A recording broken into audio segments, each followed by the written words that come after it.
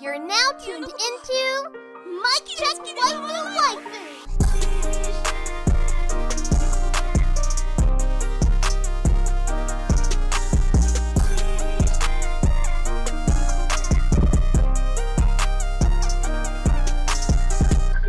Polo and Tell, is that you?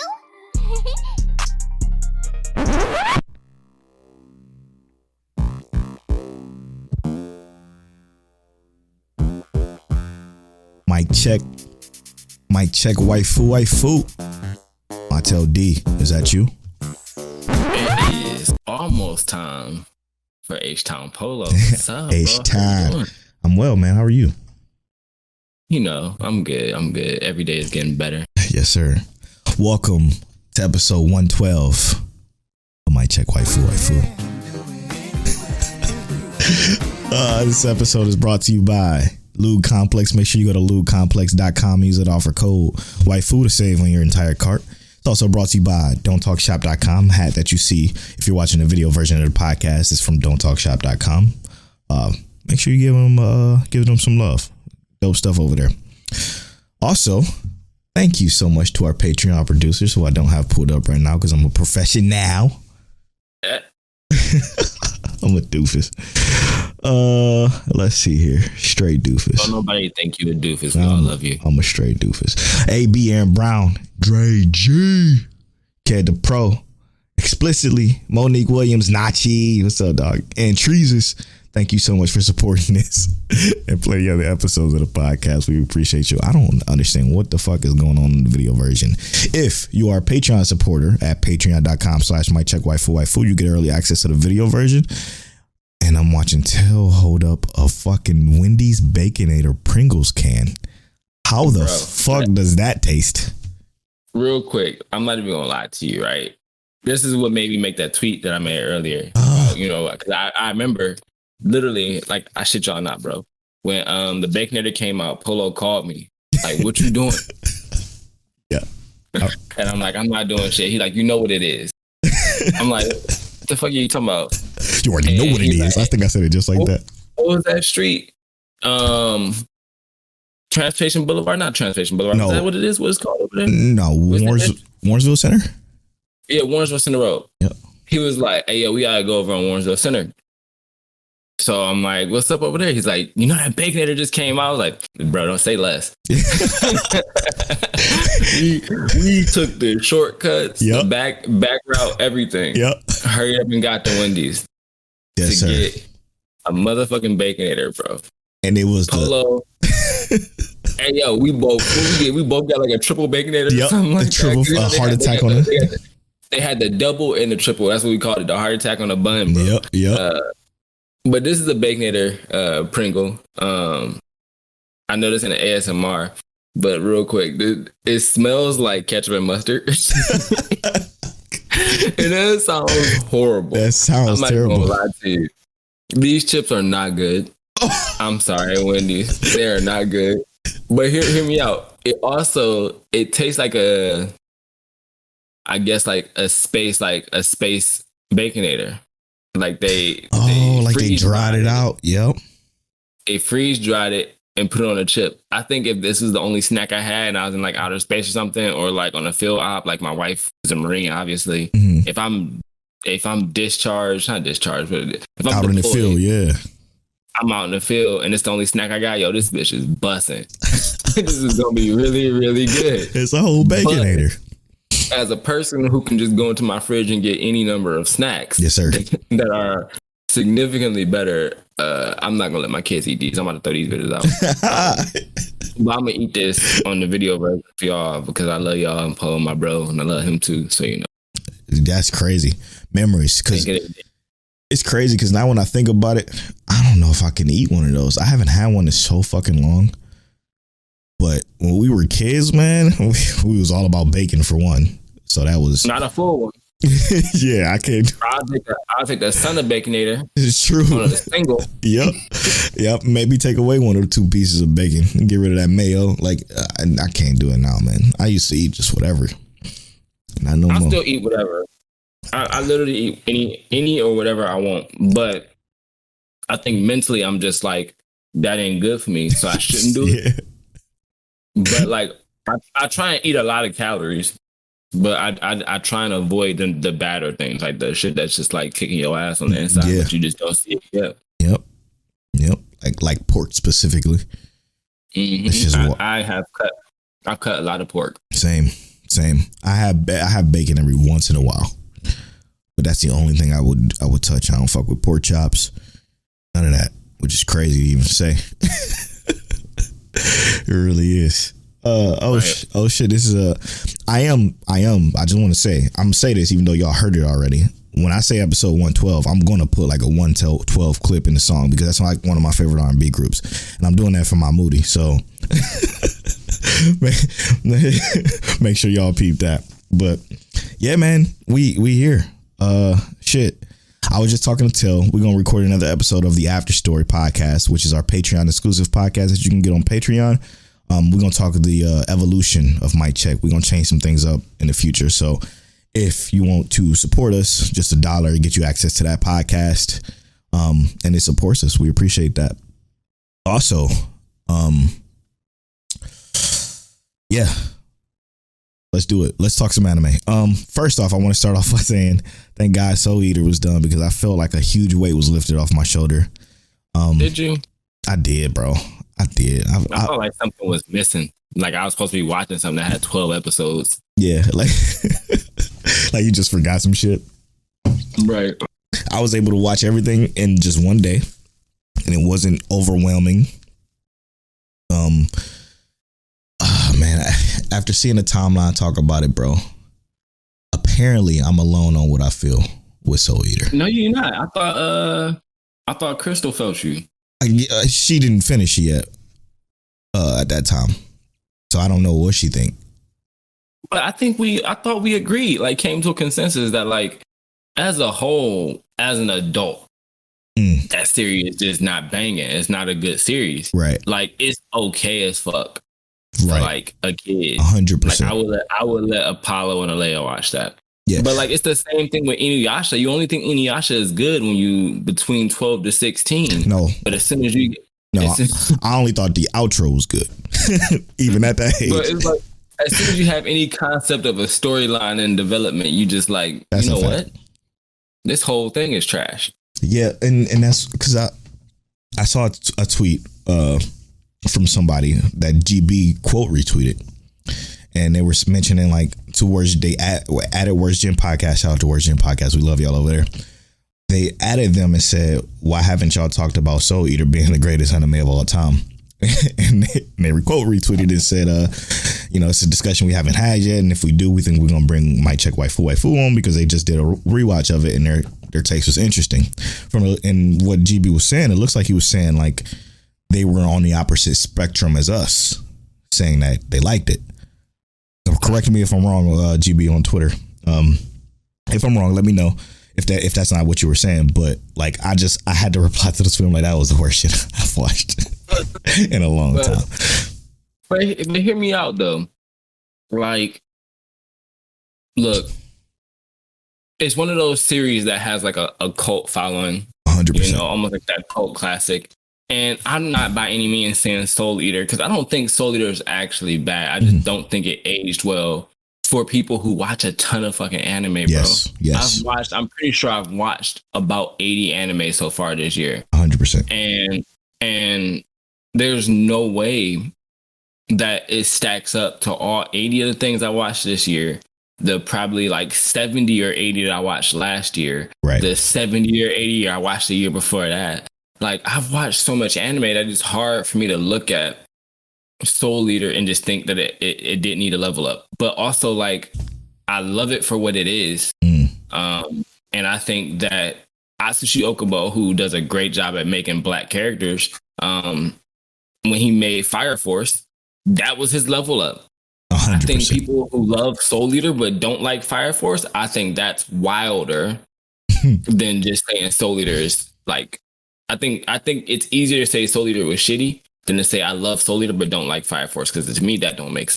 Yeah, true. No, you spitting because again, I have to remember that I'm looking through this shit with rose-colored glasses because, like, again, this podcast, for those of you who aren't familiar with Mic Check Waifu, we watch so much anime because we're a seasonal based show. Like, we watch seasonal based shows, we dissect them, we go through them, we enjoy them. So we've watched so much fucking anime that it's like I'm kind of jaded now because I've seen so much better shit over the years. Obviously, Soul Eater came out in 2008, and in 2008 I still loved anime, but I was not watching it. Like, I didn't have time for that shit with the way I moved. Like, I moved. Right. So it was like, I completely missed Soul Eater. I completely missed Bleach. I completely missed, like, the times where Yu Yu Hakusho would come on. Like, I missed all of that shit. So to go back after watching stuff like JJK, Fire Force, ReZero, fucking Demon Slayer, Steins Gate, like all the shit that I love now, there's no fucking way. There's no way. Ain't no way that Soul Eater was gonna ever stand up to that. So I'm kind of like, I have to remember that I'm looking at it from that pedestal, right? And it didn't even come close. It didn't even fucking tickle any of those shows at all. Like, not even the back of the nutsack. It didn't even touch it. Like, it was so, for me personally, it was so bad. Like, it was just a character change on top of character change that didn't feel earned or rewarded or anything like that. That just confused the fuck out of me. And then the world was empty as hell. Like, it was so empty. But they had so much lore. They had a lot of lore, but the world was empty. Which is the lore is what made the world okay-ish, right? Yeah, because 100%. Because all the characters had something about them, like, except for like every character around Death the Kid, Maka, Soul, Black Star, and Tsubaki, every character around them had some kind of like lore to the larger scheme of the world that just people knew. That's something I talked about in that Patreon exclusive video. That, like, those are things that made the world kind of seem bigger than it really is. But then when you really look at it, like, the world's not that huge. It's like, we don't know much about Death Academy or even the city surrounding Death Academy. Right. We don't know that much about that entirety of that world. And why was Blair, a cat with the power of a witch, but not a witch? Yeah, well, that's not. I thought that was. It is weird. Yes, It's very weird. I do still think though, like, like she appeared as a witch, but was able to live in that academy. Not with a suppression spell or anything like that. So there was just concepts and ideas, I think, that just weren't ready yet, that just weren't developed yet. So going forward, like I said, I just think Okubo did a lot better at developing 100%. The world. Like Fire Force, it starts with world development. And it feels so lived in. Like, it feels lived in with the people and the innocence of the people. And it didn't, like, Soul Eater had 0 people. Like, it had, they went to a village twice that had some people in it. And they got a small little piece of shot to shine. And it was like a painting or a beta of a video game is what Soul Eater was. And that's okay. Have you ever watched Ruby? No. And I don't plan to. All right. So I know you're not going to watch Ruby because the animation gets significantly better every season. But the first season, all the characters in Ruby are just like 3D models that just stand there. Yeah. That aren't the main characters. Anything that's not in the main character group, they're just 3D figures. They just placed in the background. And that is irritating for Soul Eater. I think Soul Eater probably could get like a decent rework and get with better animation and then cut out some of that fluff and it'll be fire. Hey, yo, like, high key though, Worst Gen. Y'all want to have me on talk about Soul Eater? I promise I won't bash it too much. I don't think you would bash it at all. It'll be me. I'll be the motherfucker bashing it. Sorry, I didn't mean to bring up Mic Check Your Soul again. That shit was antagonist. That shit was over with, and I don't know why I didn't. It's over with, but we're done with it finally. Thank goodness. But we are going to talk about what our episodes of this week was, or shows of this week. The week of 8/8 is the day that we're recording this. What was your show of the week, Tell? Case study of Vanitas, bro. That I high key wish that anime was my sleeper. Like I chose that as my sleeper. Right. Sheesh, bro. Technically, I ended up watching 2 episodes this week, a case study of Vanitas, because I had missed one last week. Episode 5 started off with a warning, and I had to screenshot the warning. Just read the warning and then don't go into no details on the show. I'm not gonna go into any details. It said this episode contains scenes of violence that may not be suitable for all audience. Viewer discretion is advised. It's a basic warning, but it is literally a Funimation warning. You know, interesting. Like Funimation was like, nah, bro, not on this one. Yeah, and we gotta, because I haven't seen that in a long time. And Crystal was like, she missed it. She ain't see the warning, and she watched the same episode I watched earlier. And she was saying, like, you know, she wished she had got that warning because she wasn't prepared. That episode was a little bit of something. I'm gonna pick this up since Soul Eater's done. I just didn't want to watch it because I feel like I'll wait till that shit's done. But I'll definitely pick it up. If you watch it and you start liking them, you saw it. I didn't.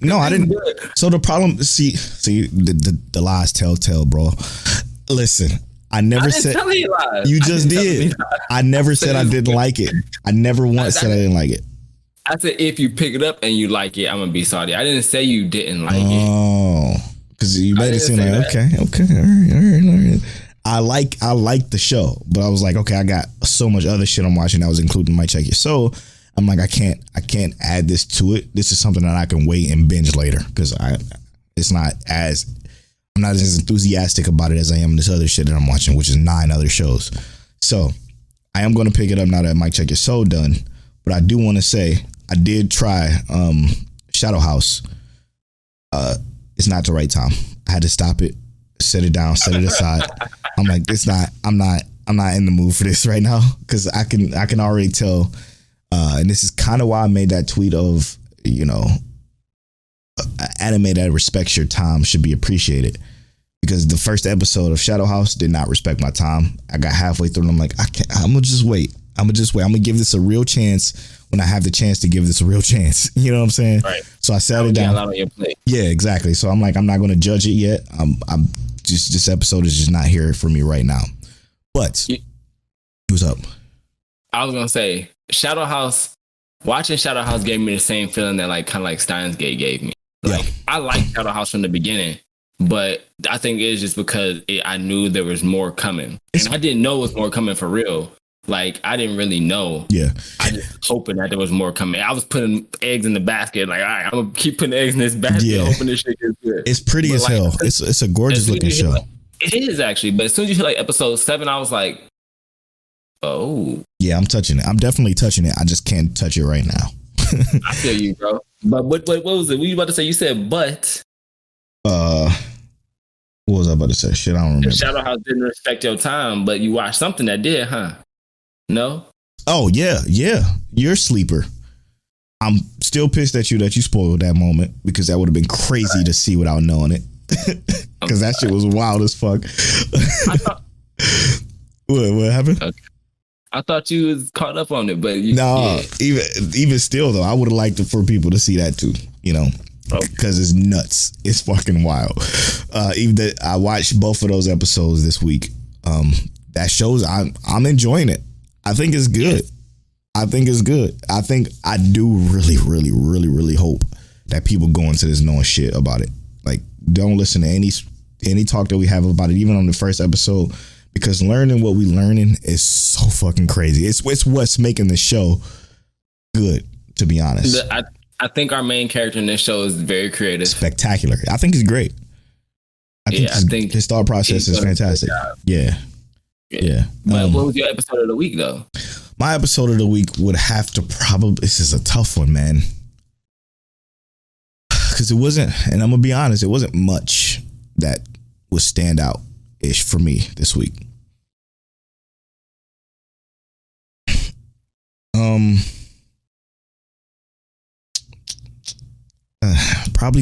Probably I'm gonna give it to Tokyo Revengers. Okay. All right, I can see that. Yeah, because the more we learn, you know, has been fucking crazy. Like, it opens up with the more we learn. more details. Fucking crazy, bro. I'm tired of the Takemichi slander. Yeah, So tired of it. It's about to start getting ignored. It should have already been getting ignored. I don't even know why it even had more attention. Every week, bro. It's they foolish. Come every week. But yes. But you Tokyo know, Avengers. We're gonna talk about it later. But yes, Tokyo Avengers. Special. Gold. I just want to touch on this real quick. I know we said we weren't gonna do this because we already did this in the Take Talk section a couple of episodes ago. I'm gonna just be real with you. I think it's the dry, I only watch 1 or 2 anime a year type of people that says these things. It's not the people who watch anime. It's the people that watches the meathead Jones that everybody's talking about on Twitter, and that's it. You know, the onesie, twosie, threesies a year and that everybody talks about on Twitter that says the bullshit they say about Takemichi or just about that anime in general. So I just want to say this. I'm not going to rag you or bag you because I don't think you deserve that. I just think if you're one of those people and you listen to this podcast, why? For one, like, why would you do that? No. Keep doing that. Keep doing that. We want you here to learn. Yeah. To watch more anime. But I'm to be honest, I think those people would fucking hate this podcast. I really. Yeah, I really do. I really do feel like they would not like this podcast, and that's okay. I'm okay with that.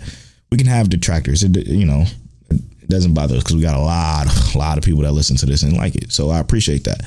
But like, it's those people that are stuck in that bubble, that small little bubble, that say, "Yeah, I watch anime," but you watch Dragon Ball Z is in your top 3. Like, I just like, and no disrespect to the people who's Dragon Ball Z. No, all this disrespect. Fuck that. I don't care if Dragon Ball Z in your top 3.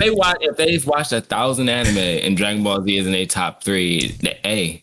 You didn't watch. I can't even be mad at them. No, because I can. Fuck that. I'm judging you. I'm Judge Judy in this bitch. I don't care. If you watched 1,000 anime and Dragon Ball Z in your top 3, that's crazy. That's crazy. There's no way you watched 1,000 anime there. Look, some people it's nostalgia. Sometimes nostalgia wins. I guess. And I'm gonna get at Polo Born Fly on Twitter, not King Teliano, because this is coming from me. If the thoughts of Polo does not reflect the thoughts of Mike Check Waifu podcast. Dragon Ball is like half of Mike Check Waifu. Yeah, just half. Yeah, 50% stake in this thing. I fucking hate Dragon Ball Z hardcore fans. I hate them. I can't stand them. They're too much. They can't let this shit die. The show isn't that great. Vegeta is the best character in the show. I said it. Like that is the only redeeming quality about Dragon Ball Z is Vegeta. I can't stand the show though, and it's mostly because yeah, true. I can't stand the show only because of his fans. Like, I used to love it. Dragon Ball Z is the reason why me and Taylor's friends. Dragon Ball Z is the first anime I've ever watched. So it's like I appreciate it, but I can appreciate it and still not like it. So fuck it. Realize the faults at it. That's true. You can realize negative things about something you entirely love. True. That's just being real. That's real love. Can't stand Some it. of y'all just blinded by nostalgia. And, yes, man. Yo, the greatest. Take that shit off. And I can still say, even though I don't like it no more, I can still say the moment fucking Goku did the Spirit Bomb for the first time was one of the greatest moments ever. The moment he turned into Super Saiyan facing Frieza was still one of the greatest moments ever. But I don't like the show no more. I'm done. Also, I guess I didn't know this is weird, but when I said that Goku going Super Saiyan 3 did nothing for me, and most people thought it was crazy, that I thought that was not like impressive. No. Yeah, Mike himself. Mike was like, I can't believe. No, it was good, but it wasn't that. It wasn't that. But yeah, I'm like, it ain't do shit for me. Like, Super Saiyan 1 was better. 100%. Super Saiyan 1 was better. Super Saiyan 1 was the best shit. Gohan going Super Saiyan 2 and then fucking up Cell. Heat. Better. Heat. To me, that was just even more amazing. Yeah, because, okay, let me help you out. I'm not going to help you out because you can already... Gotenks in the hyperbolic time chamber with Kid with Boo. Yeah. Better. Right. Let me just help you real quick. The reason why I didn't do anything for me which I think is the reason why I didn't do anything for you, is because it took 4 episodes for him to actually transform.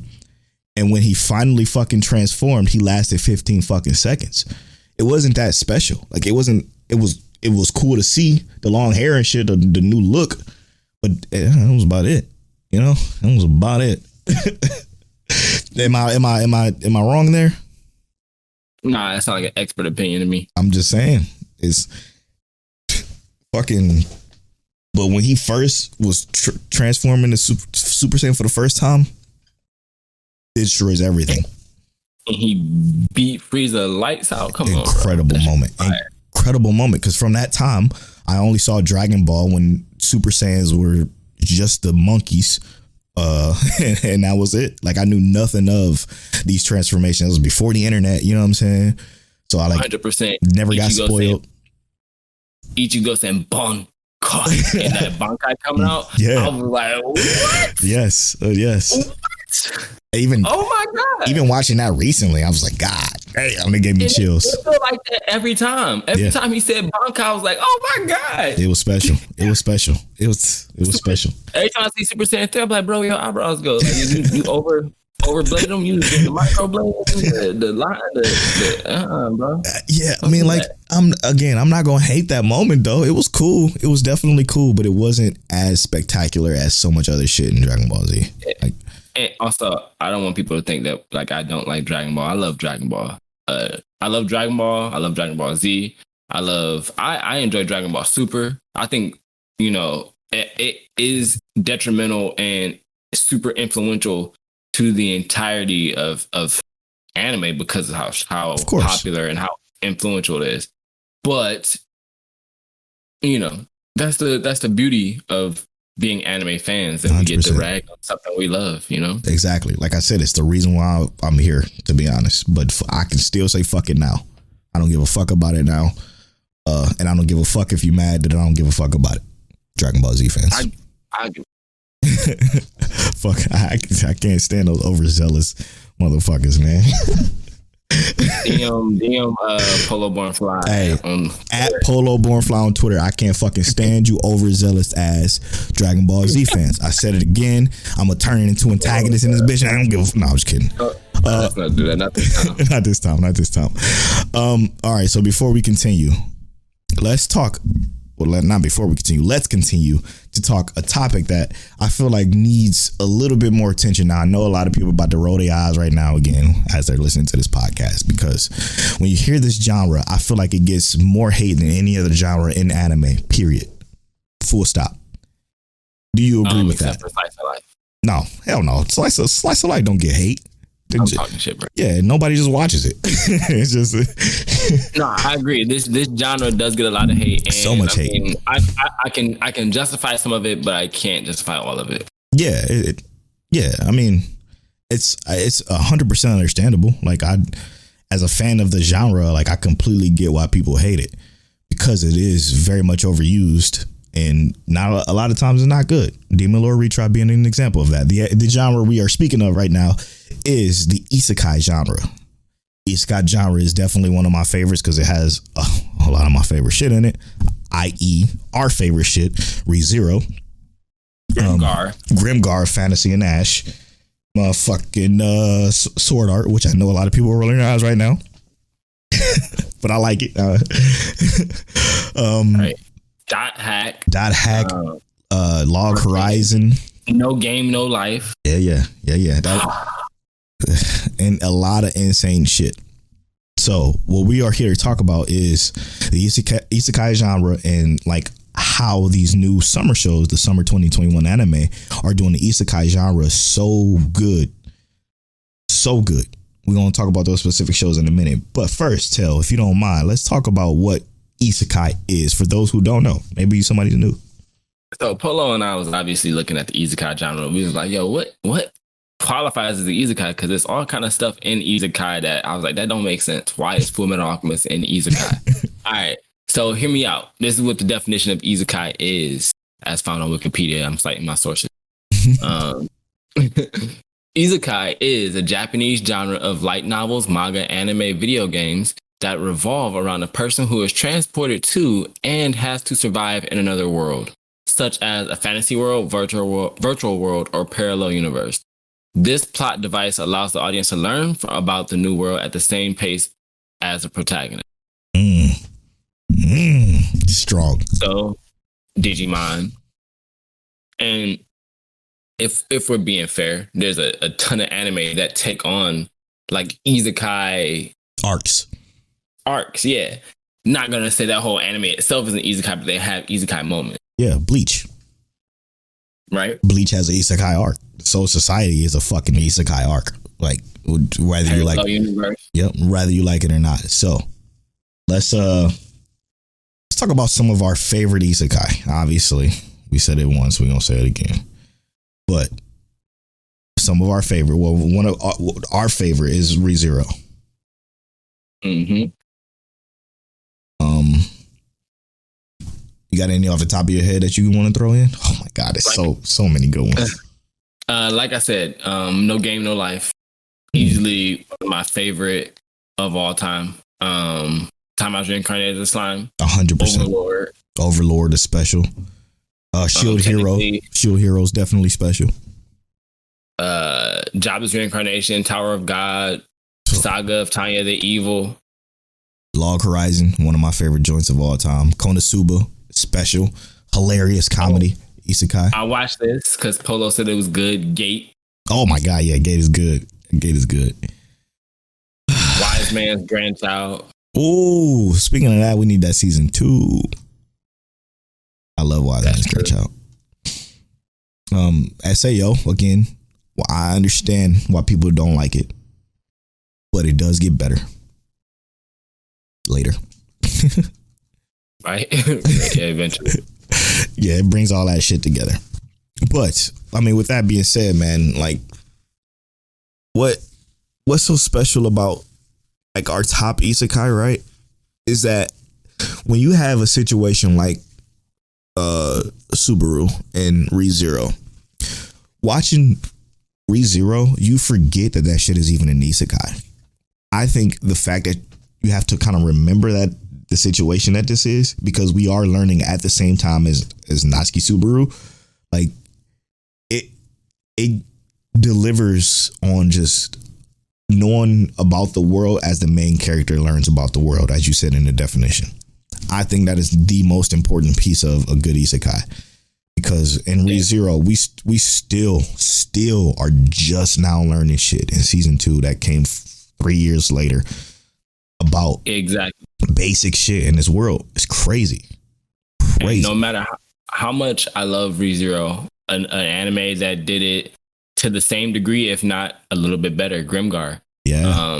The way that they let you kind of find out about the world, the way they let the story unravel. Yes. I mean, Isekai has a way, a platform that allows them to give you that direction that other anime just can't really do. Facts. Because they put you in the world. Like, if you just slide into a world, you don't just find out about this world as it goes, or there's the character knows way too much about the world that you just won't ever find out. Right. Whereas Isekai, it has to introduce you to that. The world is the most imperative part about it. 100%.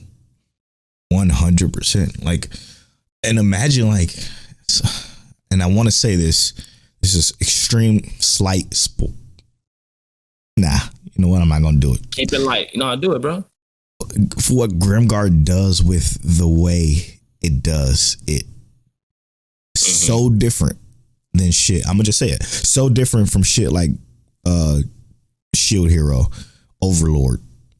And I'm gonna let y'all figure out what that is. You know, what was that? Demon Lord High School. What was the shit? Demon School, some shit. Yeah. With our guy, what? You know what I'm talking about. Anos Voldigold. Oh, yeah. Even though that's not an Isekai, but you get what I'm trying to say. It's spectacular. Like, it does it so different. And I'm not going to say how it does it different, because I think everybody needs to watch Grimgar. If you need a recommendation, it's going to be Grimgar this week. Watch it this week, please. And then tweet at us at Mike Check Waifu after you watch it, because you will understand why we feel this way. It's special. It's definitely special. So please watch Grimgar if you haven't already. It's truly something else. That's like your homework. it's special. Yeah, but I guess we should talk about what this main thing is about, and that's the 2021 summer anime Isekai. Now this, man, listen, let me just say, this season, to give you a kind of a perspective, this season on the stuff we've watched. Okay, is this considered one right here? Let me just make sure. No, it's not. Okay. This season alone has one, I'm gonna count it, 2, 3, 4 isekai specifically that we're watching. And I'm gonna just start off with, season 2, part 2, Reincarnated as a Slime, obviously. Spear Chronicles, Moonlit Fantasy, How the Realist Hero Rebuilt the Kingdom. And that's it, right? Yeah, those are 4. Those are the 4 isekai that came out this season alone, and all of them, and I mean all of them, are so different from each other. All offer something completely different than like the typical just transported to another world. This guy's the strongest. Now there is that. There's definitely that, but they're still so different, and we're going to explain to you exactly how they're different. And I think we should start off with one of the ones that has, like, I would say, did the overwhelmingly strong protagonist. Like, I would say first, but not first, because Overlord did it before this. But Reincarnated as a Slime, right? Like, it was one of the early ones of an OP character alongside Overlord. And let's just talk about like how it does it different. And the one of the big things about Reincarnated as a Slime is, and it does kind of bother me, or makes me a little sad that this isn't a big theme anymore. But the way that a character gains their immense power, there's different ways to the way they gain power. So Overlord, our character, obviously he came into this world, or he's been playing this game, and the game essentially switches over to what he perceives as real life. Mm-hmm. So it took him years to grind up a level this way. And Reincarnated as a Slime, our character, he came into the game with the identify ability, basically. Mm-hmm. Yep. Right? The equivalent. The identify ability. And the ability to just absorb stuff. Because he's a slime. Right. But how he gained power was actually through being given a name, which was Tempest, right? His name was Rimuru. He got the name Tempest from Veldora. Tempest, one of the strongest characters in the show, and hasn't looked back since, right? Right. That concept itself was a whole different kind of, like, I guess, understanding for the Isekai world, because that's a transfer of power of magic just through a name. And then our character literally, like, as we're here, we've only been in a cave. We only know what's inside of this cave. We don't know anything else about the outside world. Right. That was just the starting of, like, okay, well, how do things happen here? How do things develop? Our character fights a couple of weird little creatures inside the cave, a salamander, I think an ant, and then he finally makes it outside the cave, and he's traveling. We're literally learning as the world progresses. Now, I think that what Reincarnated as a Slime does better than a lot of other Isekai is just overall preparation. Yes. They prep the entirety of anything you're gonna run into. Yes. They're gonna make sure you're prepared for what's about to happen, but when it happens, you're not prepared for that part. Exactly. That's exactly where I was gonna go with this one. The preparation for this one is insane. They will build the plan out. They will show you the plan as it's executed as well, but the planning is just as important as the event itself, or as the action itself, which I think is extremely special with Reincarnated as a Slime season 2, part 2 specifically. This season, for me personally, it's a lot more planning than usual for them this time. 7 episodes. Yeah, 7 episodes of just pure planning. But I do think it's worth it, man. It always is worth it in the end, essentially.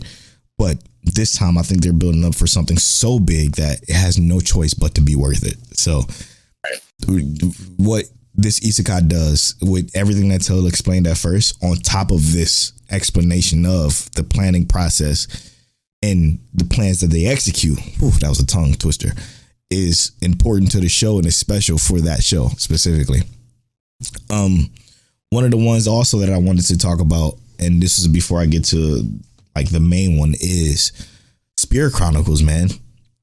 Spirit Chronicles is another unique concept. Super unique concept, because again, this isn't you get teleported to another world from a book. This isn't technically, it isn't a die in your transport. Like, yes, somebody dies, but it isn't the complete same. This one is about someone consciousness melting with somebody else, which is something like, after I saw that happen, I'm like, holy fuck, that's crazy, because that is essentially what like a lot of religions believe happens. Mm-hmm. And I think that's dope. It's a completely cool concept to me. And like, for a lot of these like isekai, there's nothing that's quite like that. Yeah. Nothing that just, our character is still, our main character that we met in the first 2 minutes of this show is still here, but not entirely there. It's not entirely himself. Mm-hmm. There's more to it. Like, if you think of like How Not to Summon a Demon Lord, right? Like, that isekai is quite literally, you know, what it is. Yeah. Overpowered character. Mm-hmm. This one, there is no quite explanation on what our main character even really is. Right. Now, and I mean, in the most recent episode, they kind of explain a little bit more on what's going on, but it's crazy. It's definitely worth the watch for sure.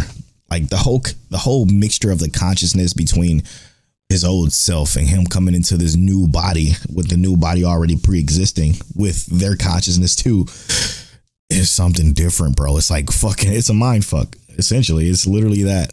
And I can't wait to see these time skips, because again, the tweet that I posted earlier on the Might Check Waifu Twitter, follow us at Might Check Waifu, was the appreciate the anime that respects your time. This one respects your time.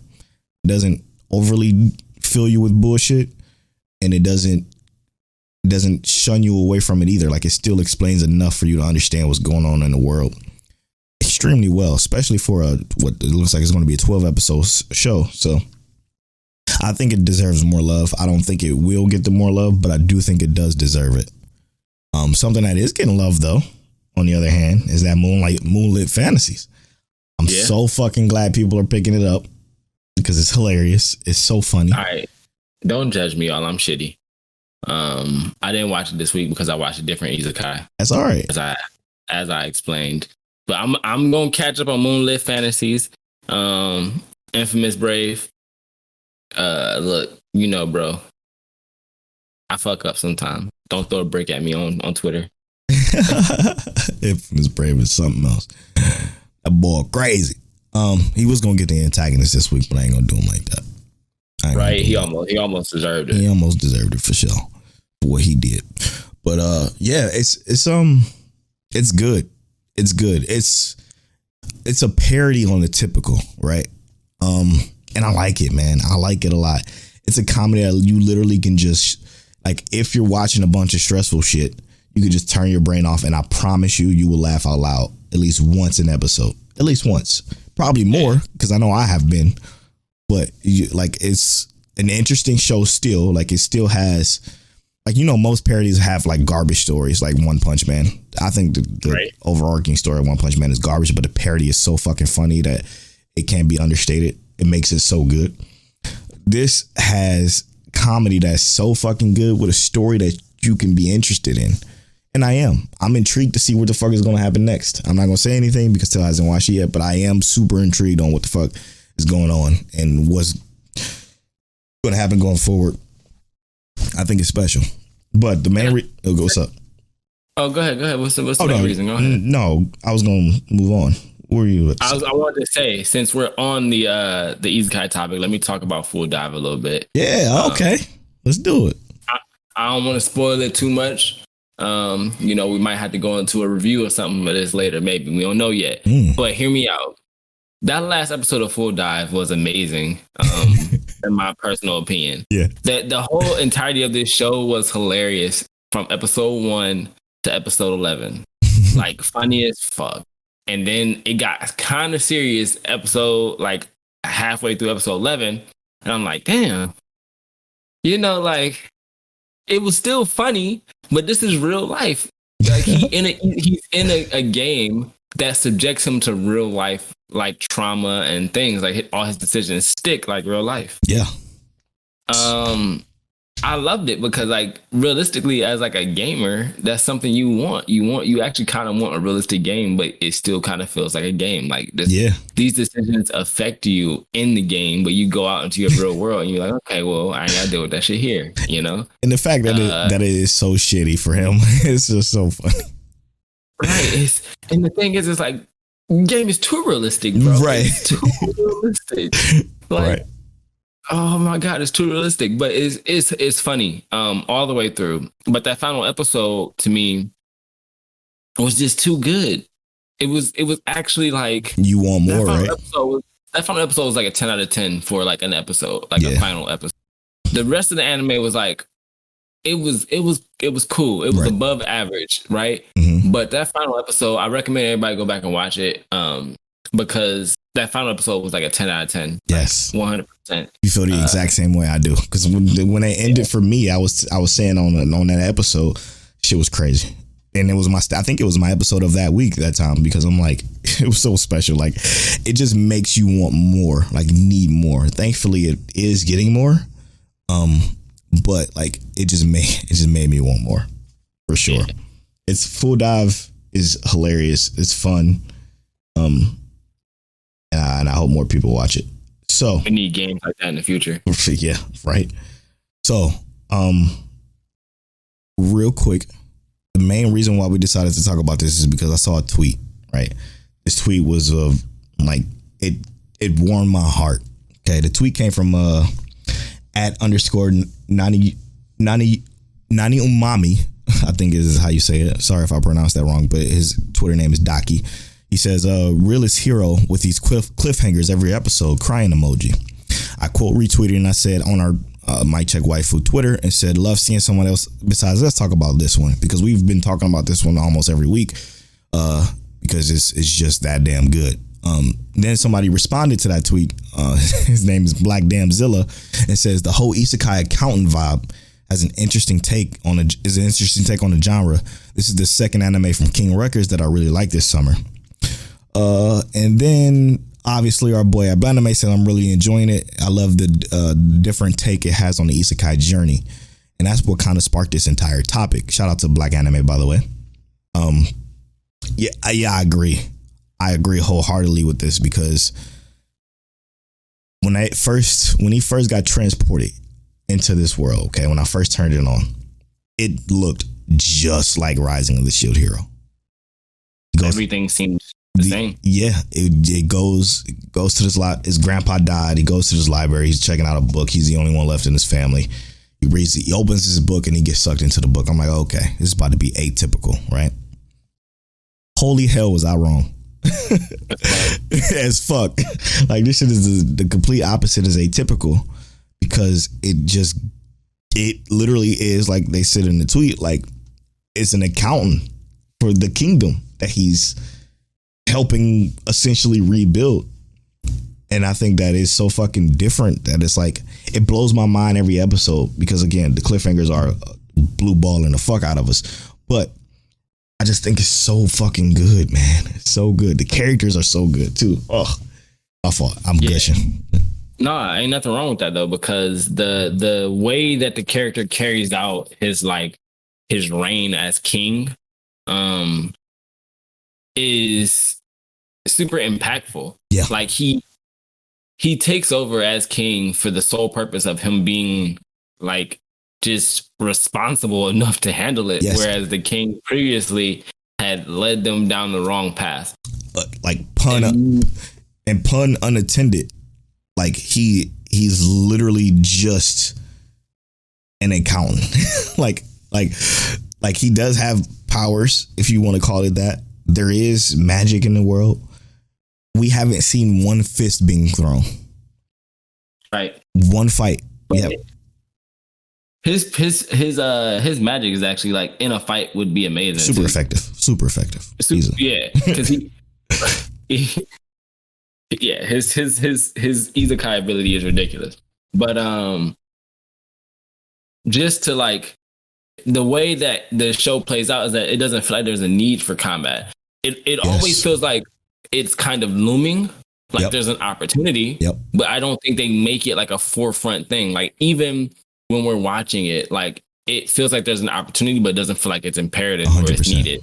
And when I think of fighting in this, I don't think of like our main characters fighting some big bad villain. Right. I think of like a full scale war. Like our main character is going to be playing like StarCraft or something, guiding troops. Like he's going to be pointing out, this is where they go. This is where they go. True. With a little mouse clicker and telling everybody where to go. He's developing this country like technologically, like food based, and getting them to agriculture and economics and stuff. Like this main character is doing things in this like Isekai that other main characters just don't even touch.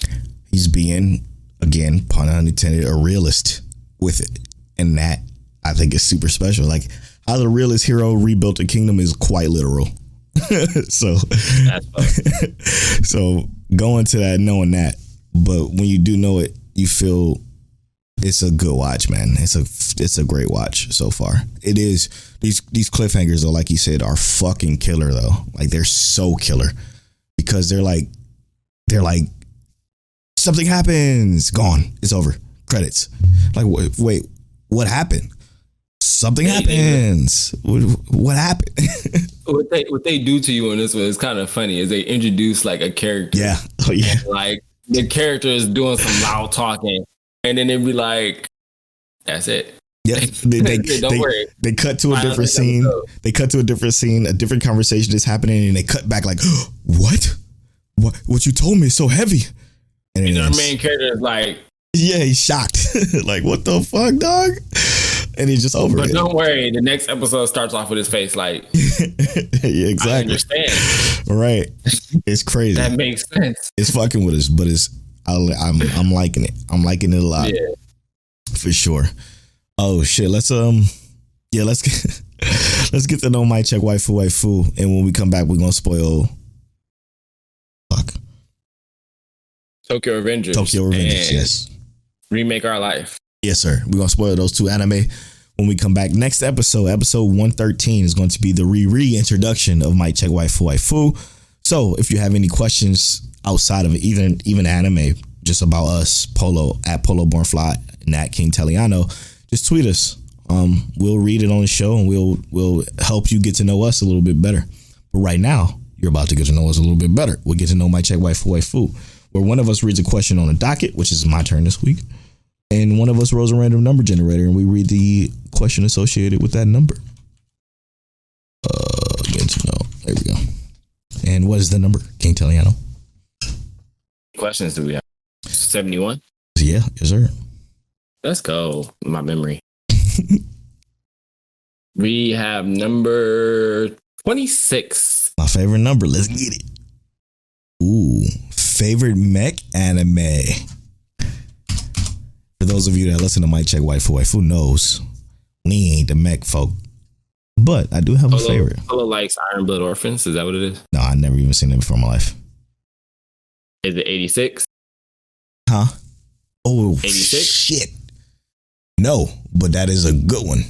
I may have to. It is a good one. It's a real good one. I may have to reconsider that because it may be 86 now, but I don't want to say that because I had one before that, and the one before that was Aldno Zero. Okay. If part 2 of 86 goes really good, my favorite mech anime will be 86. 100%. It's probably be mine too. No cap. As of right now, it's Gundam Build Tri-Fighters. Oh, yeah, I forgot you like that one a lot. Yeah, that's just a banger. That shit was good as fuck, bro. Interesting.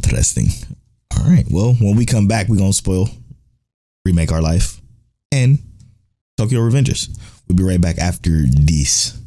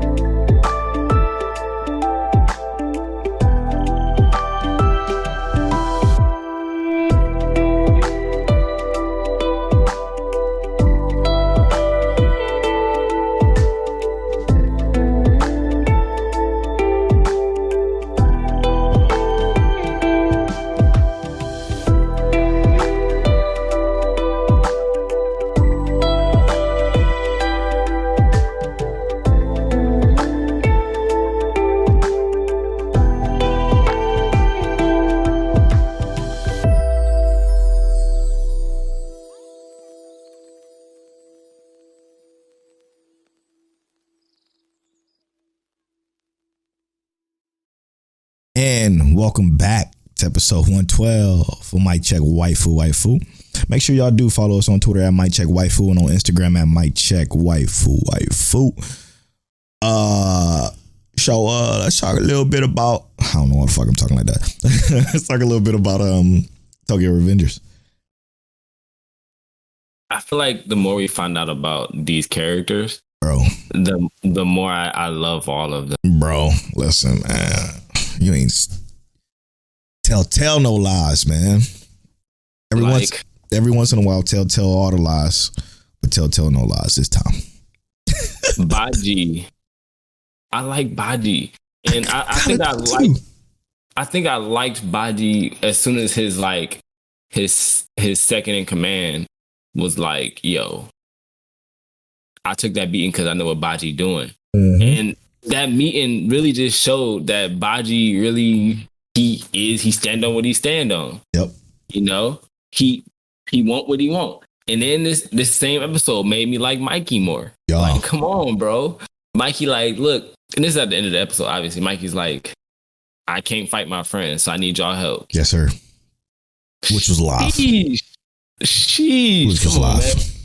Mikey, you know, and Mikey, people talk about they trash Takemichi for the kind of character he is, right? He ain't got hands, he's not fighting, those kind of things.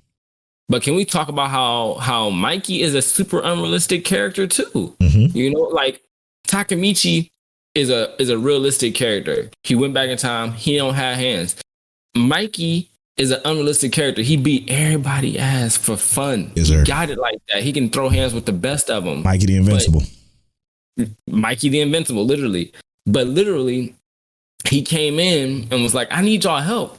You know, y'all know who I am. I don't want to fight my friend.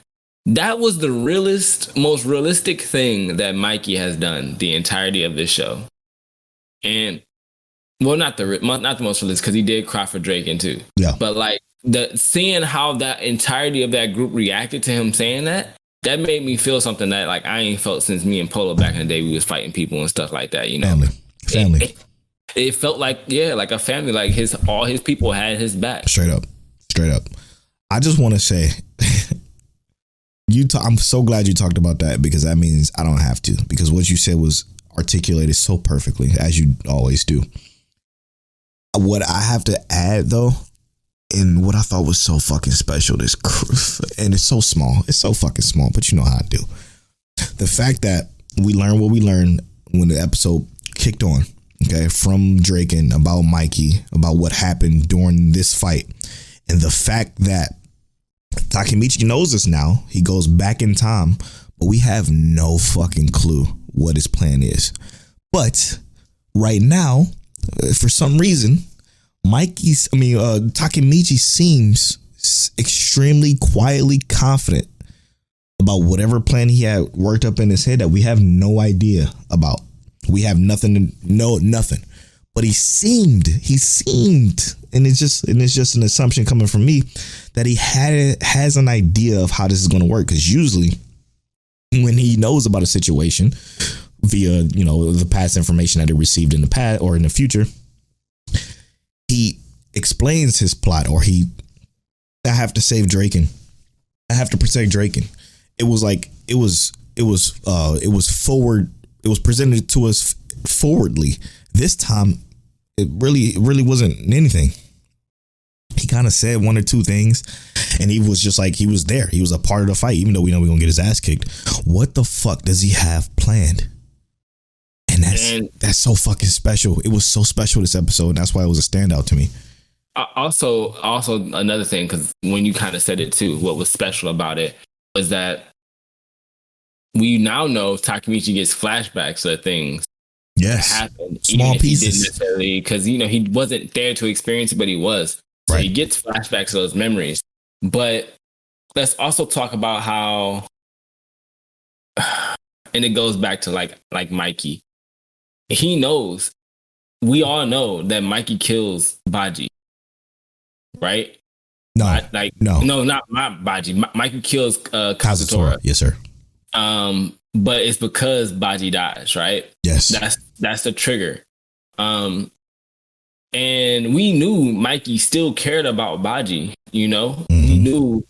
We knew what he felt. But he didn't want to let that go. Mm-hmm. He didn't want to just let that go.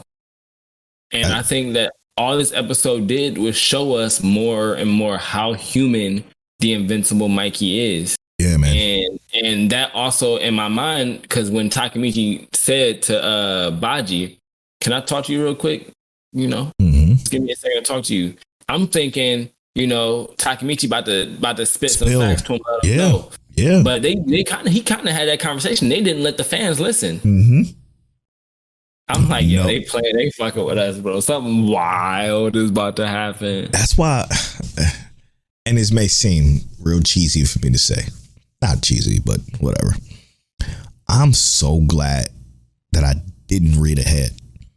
Because just to be experiencing this as we're watching it, it's so much of a fucking treat. Again, we are going to read it when it's over. Which I'm kind of not looking forward to because I'm enjoying watching this shit play out on TV. Yeah. Kind of like how I want to do with Demon Slayer. But like, it's so fucking good, dude. It's so good the way just everything comes together in this weird time splitting way. Oh man, it's good. It's good. I didn't expect this from Tokyo Revengers when I first started watching it. 100%. I mean, but it had already had a fan base. Yeah. Apparently we was outside the loop. Yeah, true. Which is weird for us. Very weird for us because we always in that loop. I like it. It was good. I enjoyed it. I can't wait to see more. I'm looking forward to it though. Let's switch gears and head on over to Remake Our Life. Remake Our Life. What you think? Consistently, to me, it's always just really good episodes. Yeah, man. So again, this is another one. The reason why I sent that tweet during watching this episode. It respects your time. It didn't explain what I hate his name. His name is one of the ridiculous ones. Takamasugi, whatever his name is. They explained the situation once, and then when he had to explain it again, they just kind of like just fast forward through it, and they're like, "Oh, I get it, I understand." Like to the teacher and to Kashiwagara or whatever the fuck her name is. they explained it to them without explaining it again, which I respect that so much. Like, thank you so much for respecting my time and just not rehashing that so we can get some more forward progress with the story. And the forward progress with the story was so fucking sweet, man, because now they creating a Dojin game. And the reaction of them is hilarious.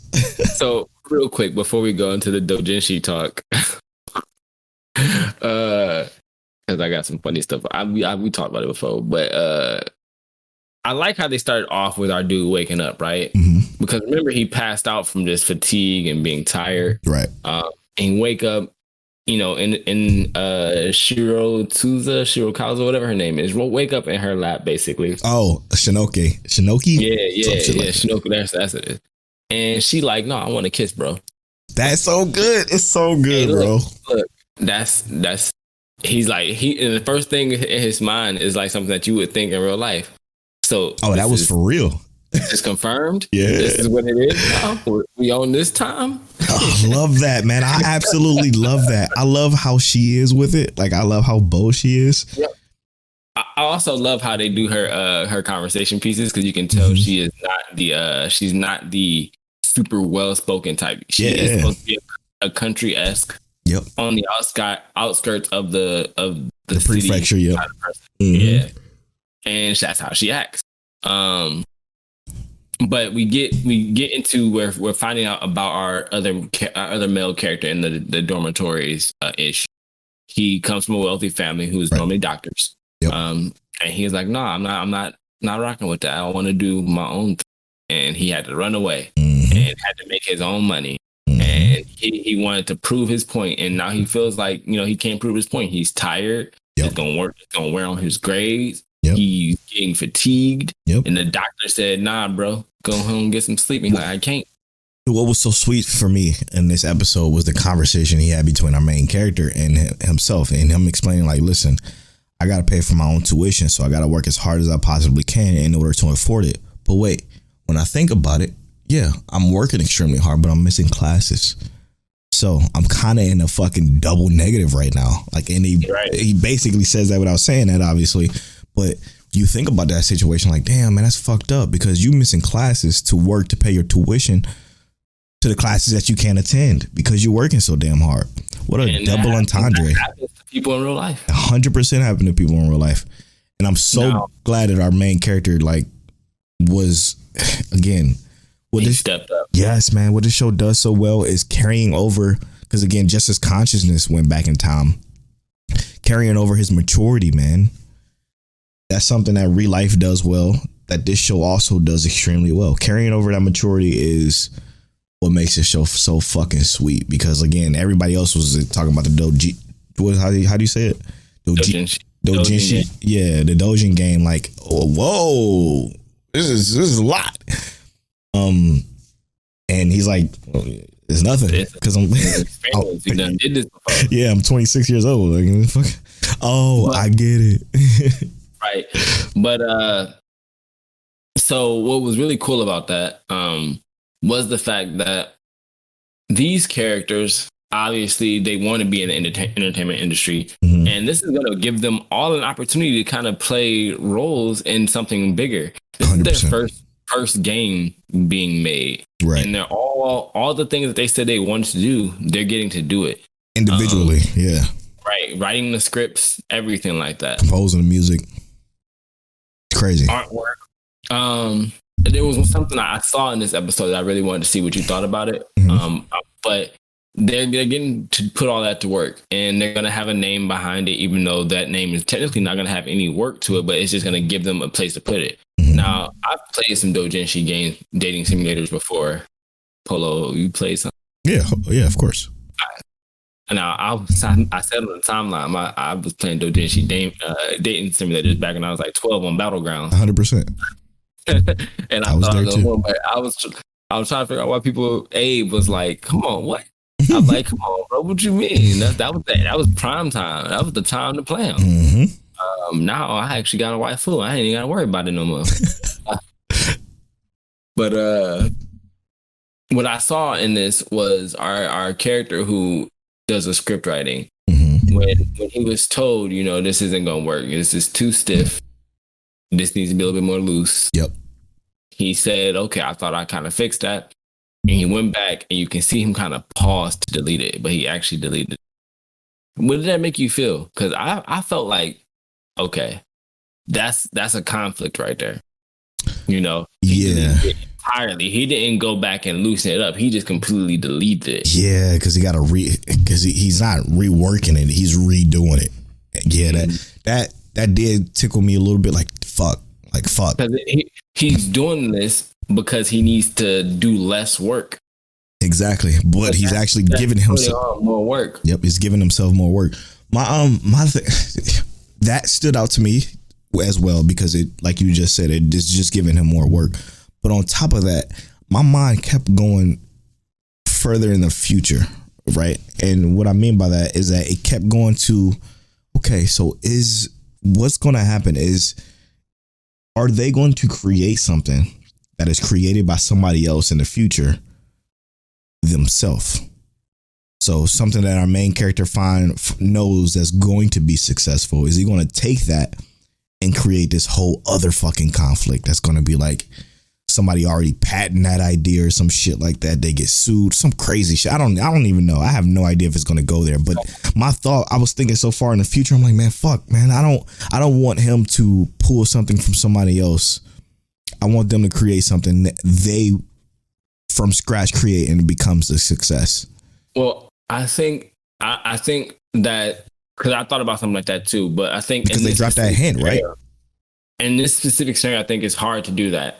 Only for the purpose of the fact that, like, even the artwork itself is all hand drawn. Interesting. Yes. Everything that they're doing, he has no direct hand in. But if he's producing, then he has all the hands in everything. Yeah. which can looking at it. Yeah, which can influence the main story though. Like it can influence anything. Like if he takes his subconscious, like he did with Old Boy's like story, that one time that they dropped that little piece of story in it and never went back to it, they could bring that shit back, and he could subconsciously take a Dojin game that he played in the future and remake it himself, and that can again be a big fucking problem. And I think what they did to kind of remedy that, and I could also be like just trying to like, I could be looking at it and just saying, okay, they gave this reasoning. True. He didn't know exactly what the transition in doujinshi was at that point, right? Interesting. Like, was it heading towards a more futuristic thing? And he said, "Oh, I remember the school thing was popular around this time, but I don't know exactly what was the thing because I remember the doujin game I played back in the day was a school thing." I forgot about that. He said that kind of proves my point even more. Well, I don't know if he knows. Like, I think he was trying to catch the trend, right? Yeah. You know. Yeah. So I don't think he's gonna do exactly. You know, I don't think he's gonna do something that's gonna be like copyright. I think he's gonna do something that's like it's close to like he's gonna do something that ends up pushing the trend. Yeah, I hope so.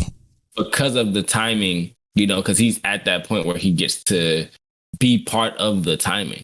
What if he creates the thing, okay, that our girl Kasha Wagawa, whatever the fuck her name was, created the first time she was in the video game industry? What if he recreates that subconsciously? And she's like, yo, this is my fucking idea. How did you get, you know what I'm saying? That kind of shit situation, which will then fuck up their relationship because their relationship seems to have grown too in this episode. That's again, I'm maybe I'm overthinking it. Maybe I'm over. It could happen. We don't know. 100%. That's what I'm saying. Like I was thinking that whole time, like, oh fuck, is he gonna do what I think he's about to do? Because I remember the very first episode, that 40-minute joint, they said that she created something back in the day that was popular and she apparently got promoted for it. And that's how she got to where she was, if I remember correctly, which I do believe that is the case. And like, just thinking about that, what if he fucking recreates that shit and it just fucks him over? Okay. Ruins his relationship. Don't put that out there, bro. I know. That's what I'm saying. Sometimes I can't shut my fucking brain off and I hate it. I hate it, dude. I'm thinking all of that while I'm watching this episode, like, fuck. But I love this show so much, man. I love it so much. It's one of my favorites this season for sure. We finally got a sleeper right. It's a banger. I would say that. And I know your sleeper. I like it a lot, man. I mean, I like it too. I just think that main character was driving it for real. And that girl character, she cool too. I like her energy. True. I even like the energy of that little party, you know. They all got their own balances. Yeah, to do with his little situation in his stick, and that's about all. Yo, that was funny, bro. But he clever. He broke the stick and threw it. Yeah, spoilers. I was like, okay, I like that. He just arrogant. It's fuck. All right, bro. Let's rap. All right, we just finished talking about Remake Our Life. Our boy Tsuruyuki is tired, but that don't mean you should sleep on Remake Our Life. Also, we just talked about Tokyo Revengers. What do y'all think about that? Y'all think Takemichi soft? We know he got hands, you know, in the spirit. He had the power of spirit. The spirit saves the day. Yes, sir. We also had our break and we got to know Mike Check Waifu. Before that break, and the question was favorite mech anime. Polo chose Audino Zero. Great choice. I chose Gundam Build Tri Fighters, but I might be sitting on 86 after this second part of it. 100. We also had a conversation about Isekai. What is Isekai? Y'all know what Isekai is, but we gave you a definition. Also, Polo gave you some homework. Watch Grimgar if you haven't. It's only 12 episodes, and it's the smoothest 12 episodes you'll watch. Yes, sir. We also talked about our episodes of the week. Polo gave us Tokyo Revengers and Case Study of Vanitas. And he also said, you know what, we tired of that Takemichi slander. Y'all need to let that go. And then Polo kept saying this is Polo's theme of the episode is anime that respects your time. He said it was not Shadow's House. I'm a little disappointed in that. Not yet. Y'all know I like that show a lot. Don't try Baconator chips. They're not really busting. And then next week, don't forget, we're doing the reintroduction of Mike Check Waifu on episode 113. And that's been episode 112 of Mike Check Waifu. I am at Polo Born Fly on all social media. I'm at King Telliano on all social media. You can follow our social medias at Mic Check Waifu on Twitter and at Mic Check Waifu on Instagram. And as always, Mic Check.